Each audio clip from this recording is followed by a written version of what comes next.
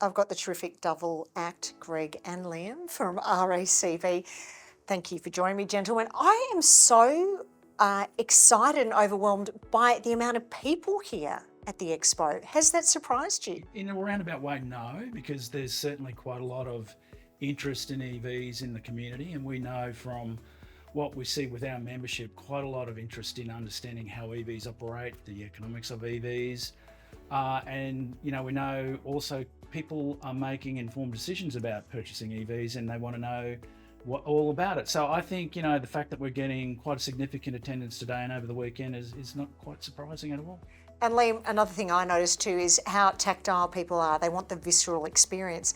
They're not just standing on the outside, they're hopping in, they're pressing buttons, they're opening boots, they're looking at range. Are you finding people are a lot more informed now and want to make informed decisions?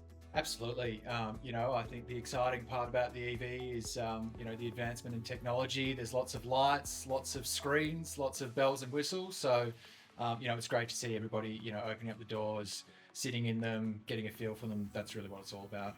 How does an expo like this align with your electrification, for want of a better word, strategy? Electrification. RACV has seen the trend towards electrification in the home, and we've been building our capability to be able to support consumers to move towards a more electric future. In respect of electric vehicles, we've certainly started to invest in businesses like ChargeBox. We've got our own public charging network, and we've built out our ability to actually deliver products and services to consumers who are transitioning to EV. So this expo actually quite aligns strategically with where we're heading and what we're doing, and we want to show the end-to-end services we have available for consumers who are choosing to adopt electric vehicles. And how can you help consumers or RACV members make that transition from petrol to electric vehicles, Lynn?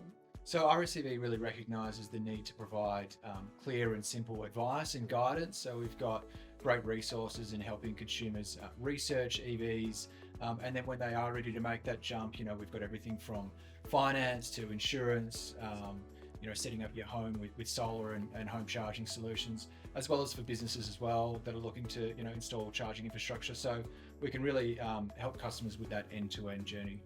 Now, take-up of EVs was initially quite slow. I think that shocked a lot of people, and now it is accelerating. What is the current EV adoption rate among RACV members? Look, in terms of the general community, we're seeing that EVs, plug-in hybrid EVs and battery electric vehicles are now representing around 9% of new car sales. So year on year, we're seeing quite a large improvement in the growth of those sales, and we see similar patterns across our membership base. So they have become quite a significant now vehicle of choice across the community, and our membership is also embracing electric vehicles. What are they saying about it, Liam, your members, and also for you, Greg, in terms of making the switch to EVs? What are some of the good points? What are some of the concerns people might have? Sure. I mean, obviously range, is still a factor. Australia's a large country. People travel large distances. Batteries. Common questions around charging. How long does it take to charge? What my energy costs might be? What do I need for my home? So there are a lot of the common questions. I think that the biggest difference is obviously in the charging. So a lot of questions around that we see from our members. Interestingly, though, the more car makers I speak to, the more impressed I am about two things. One, the range. We've gone from sort of cars around 200 to some up to 600 plus. And the charging time. Some of them say you can charge 80% of your battery in 10 minutes. I mean, those advances in technology certainly must reduce anxiety for a lot of consumers. We track consumer sentiment towards electric vehicles, and we certainly know that consumers, through being educated, and this is why we put a lot of emphasis on trying to help consumers understand the technology, they're beginning to understand the range of the vehicles, the charging behaviour of the vehicles. There will be innovation in time. We'll see public infrastructure for charging improve and increase over time. So we expect that kind of initial anxiety around the technology and the range will diminish, and even just consumers understanding that the average travel in an EV every day is about 30 kilometres. So broad brush, more education, more knowledge helps consumers to become more confident with the technology. So what is your advice to someone perhaps out there who's considering purchasing an EV? do the research, visit racv.com.au and have a look at the content we have on there. Ask questions, test drive one, get out to things like the EV SUV show, and realise there's a lot of great information and resources out there to help. I am really thrilled about the introduction of so many new brands I've never even heard of before, never thought would come here. What are some of the more exciting, I guess, brands or developments you've noticed? Certainly think, ones like Xpeng and Zeekr that we're seeing, a lot for the first time. Really exciting developments there. Some great looking cars. Polestar with their models that are forthcoming. So a lot of excitement, a lot of, perhaps unfamiliar names now, but we'll start to see a lot more into the future, and some great looking products. So I think, everyone's really excited to see what's coming. I think that's what surprised me too, that the finesse, Yes. the luxury finishes at a price point you think, wow, that's a lot of car for not that much in the broader scheme of things.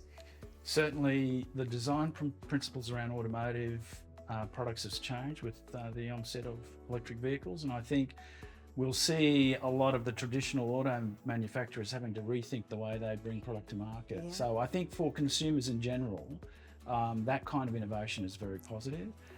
I think also we'll see over time price points begin to drop, and therefore the adoption will accelerate. Yeah, it's not just about buying an EV.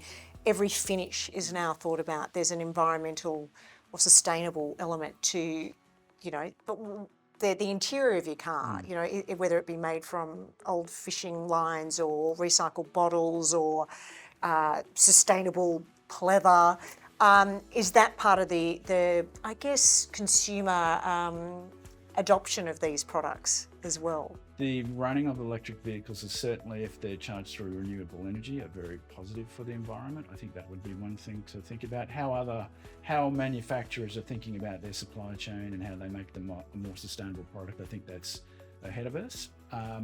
In general, reliability, running cost are going to be the major decision factors at the moment. Good for the environment, but we're about also respecting consumers have choice in their technology for getting around, so their lifestyle, their budgets, what their needs are in terms of transportation. So we believe that informing consumers on all transportation types is very important, and definitely the strategies around making electric vehicles more sustainable is certainly ahead of us. So just one more plug, where do people go, Greg, to find out more? RACV.com.au. Thank you, Greg and Liam, for being sponsors of this amazing electric SUV Expo. Wonderful. Thank you very much.